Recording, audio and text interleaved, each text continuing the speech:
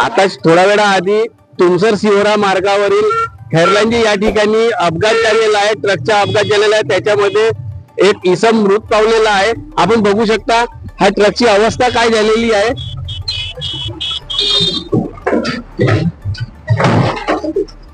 तर ह्या ट्रक मध्ये 2 व्यक्ती होते, एक ड्रायव्हर आणि एक त्याच्या इसम होता सोबत वाहक म्हणून।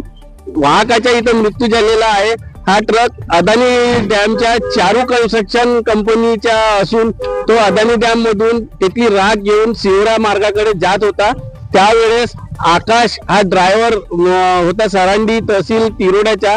हा गाडी चालवत असताना आपण बघू शकता या ठिकाणी इकडे या रोडवरून तुमसरकडून या मार्गावरून येत होता। इथं टर्निंग जास्त मोठी असल्यामुळे ड्रायव्हरच्या तिथून नियंत्रण ट्रकवरून हटल्यामुळे हा इथं अपघात झालेला आहे। त्याच्यामध्ये मृतक हा जागीच मरण पावला असून त्याचे नाव जितेंद्र आंबादरे, वय 19 वर्ष, राहणार सहजपूर तहसील गोंदिया इथला व्यक्ती असून हा जागेवरच मरण पावलेला आहे। अमृतलाल चरडे, विदर्भ प्रतिनिधी, तुमसर।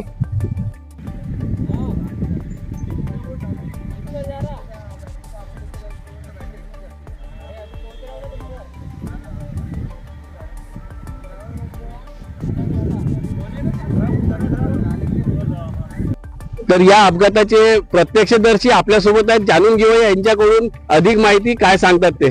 काय नाव आहे आपलं सर? इरशाद खान। काय झालं होतं नेमकं या ठिकाणी? किती वाजताची घटना आहे? ये 6:30 पावणे 7 वाजताची घटना आहे।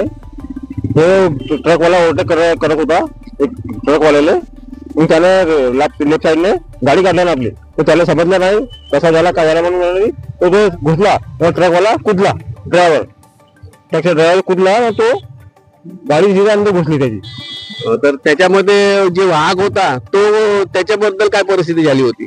नाही, तो कुदला ना, तो गाडीमध्ये कुदला ना, तो गाडी अंदर धसली त्याची।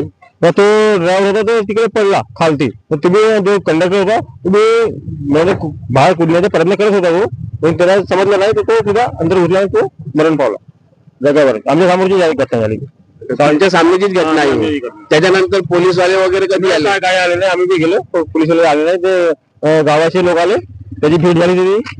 मग आम्ही बी निघलो, आमच्या गाडीमध्ये माल होता, कोंबडीची गाडी चालवतो मी, आमच्या गाडीमध्ये माल होता, आम्ही बी निघलो तिकडून। ठीक आहे, धन्यवाद। ठीक आहे। बनवा व्हिडिओ, पाठवा व्हिडिओ, आम्ही तुमच्या न्याय हक्कासाठी लढा देऊ। ताज्या बातम्या व घडामोडींसाठी पाहत राहा फक्त महाराष्ट्र लाईव्ह न्यूज। आजच आमच्या चॅनलला सबस्क्राईब करा, शेअर करा, कमेंट करा आणि हो, बेल आयकॉन दबायला विसरू नका। जय महाराष्ट्र।